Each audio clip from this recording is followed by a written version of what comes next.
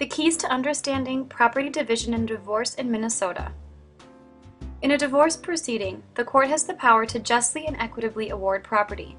Therefore, it is extremely important to note that the court does not automatically apportion property division at 50% to each party. In many cases, the interpretation of just and equitable has carried this meaning.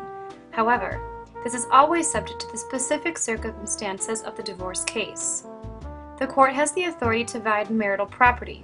Therefore, it is helpful to develop a chart or summary of all the marital and non-marital assets. Marital assets include anything of value that is accumulated after the date of marriage. This includes but is not limited to cash, accounts, investments, pension, 401k plans, real estate, investment property, business interests, or personal property items. Anything that has value that was accumulated after the date of marriage is considered marital property and is subject to division by the court. Non-marital property is property that was either brought into the marriage by one party, for example, a vehicle that was owned outright by one spouse before he or she got married, or if the property was received as a result of an inheritance during the marriage, or was given as an exclusive gift to that particular party during the marriage.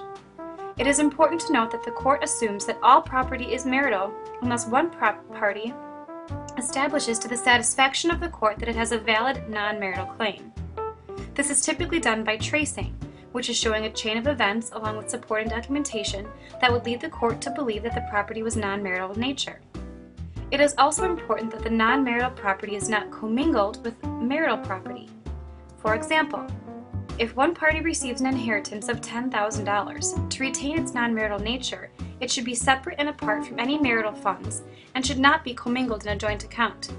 In determining issues relative to property and debt, one of the most popular misconceptions is that title, who is listed as the named owner of the property, is important.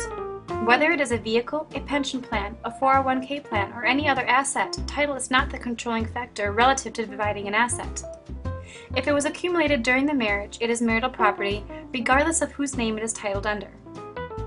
Another important consideration when analyzing and agreeing to a property division is that it is final. Once the court signs a divorce decree, which gives an award of property to both sides, it is final. Absent extremely rare circumstances, it can never be changed. When analyzing the property division, it is almost always a good idea to award an asset to the party who is also the debtor in that particular asset.